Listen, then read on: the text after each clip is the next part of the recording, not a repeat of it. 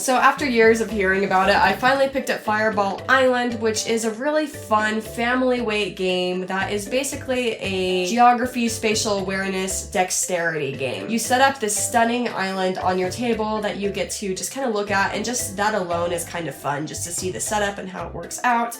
Pick your little character, run around to get points. You can get points in a couple different ways. One is as you walk by, you're able to take treasures. You can also take snapshots if you land on specific spots that can give you points at the end of the game, given you get back to the helicopter that you started on. And you can also get points from the Heart of Vul-Kar, which is this big evil being in the middle of the island that a lot of the fireballs get shot through. Now granted, I wasn't very good at this game because I don't have very good dexterity, but it was still pretty fun to figure out. There's different actions you get to play on cards, so every card that you play on your turn has a specific amount of steps that you have to take, no matter what, but there's also actions that you get to choose to take or not, which is where most of the strategy comes into the game. So one, for example, is you might get to shoot off one of the orange balls at one of your opponents, or maybe you hit both of them. If you knock them over, you steal their treasures. There's also one called Cataclysm, where you take all of the red balls that are in the Sarah area of the game that's called the Scar and put it in through Vul-Kar to try to just wreak havoc on the island. The thing with this one though is sometimes you do hit yourself down,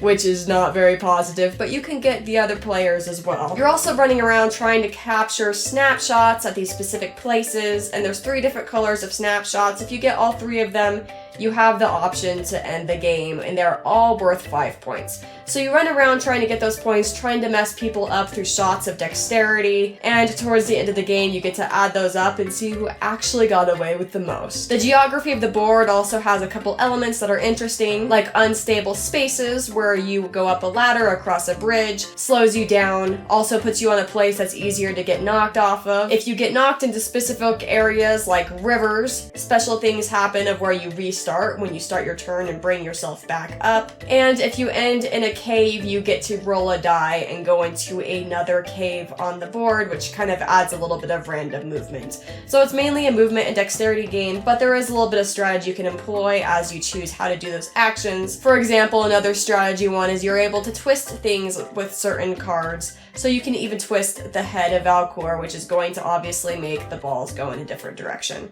So it's spatial strategy, but there's still strategy nonetheless, which makes it a pretty fun, although very simple to learn game. I will say that for me though, this game was a little simple, so there's like an extra level of depth that I kind of craved from it that I didn't get.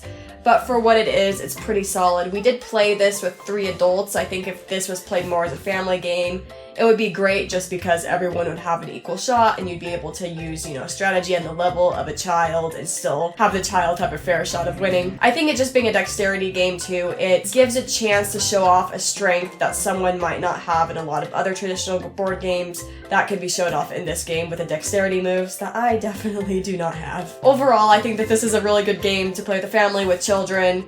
It's probably not something I'm going to play a lot, but I definitely appreciate the design and appreciate the way this is set up to really function as an applicable family dexterity game. Now, if you like Fireball Island, please let me know what you think about it in the comments. What are the biggest strengths for you? What did I miss?